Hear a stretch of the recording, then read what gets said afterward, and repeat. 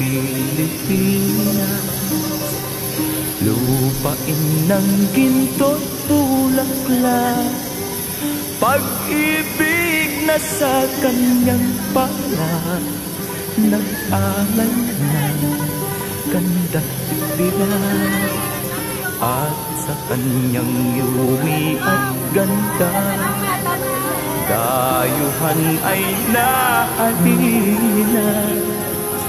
Bayan ko, binihag ka, nasadlak sa dusa.